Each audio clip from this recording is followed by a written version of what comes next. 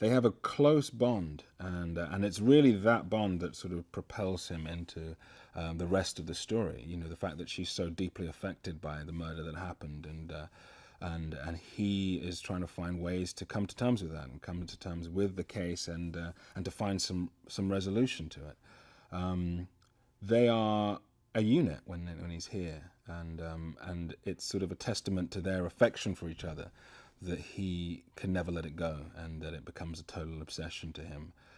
He knows he's onto something, and it's really trying to find out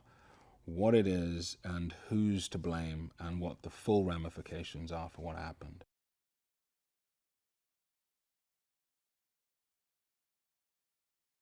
I was thrilled when she came on to play Jess. You know, I just knew that it was going to be a really exciting dynamic,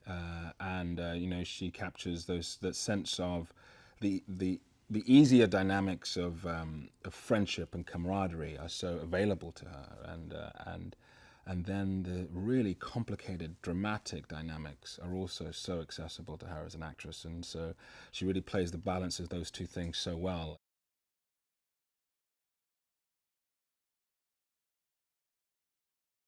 She's beautiful and talented and gracious, and just is really able to exude all of the kind of intelligence as well, and that Ray sort of finds so fascinating, and also a little untouchable, you know, and his obsession with her is so easy to access because, you know, Nicole is has all those things herself.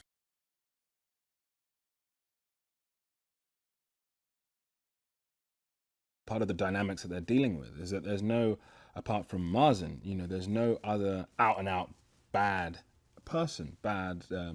character, you know, that you're kind of struggling against. You're struggling against people who have a different perspective and a different, you know, worldview than you have, which becomes sometimes the hardest thing to do. So even though people talk about sort of moral equivalence and where they're right and where others are wrong, in the end, it's much grayer, and I think the film deals with that in a really great way.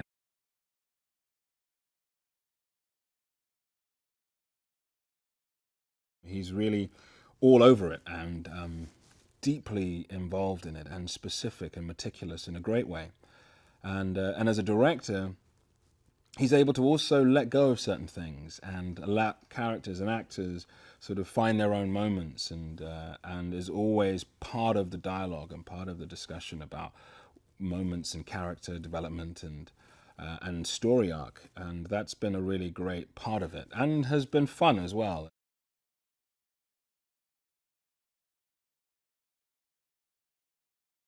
It's a story in that sense, you know, of a guy, Ray Caston, who travels to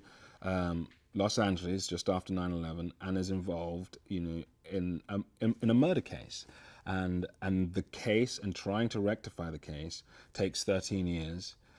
involves close friends, close colleagues that he worked with in the district attorney's office in Los Angeles, and the investigation infiltrates all of their lives, and in some ways all of them become tainted and are all culpable for what happened, and the resolution of that is explosive and complex and difficult.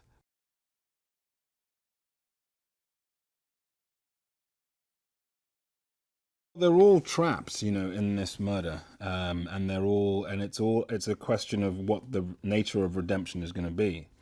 For Ray, his feeling is that he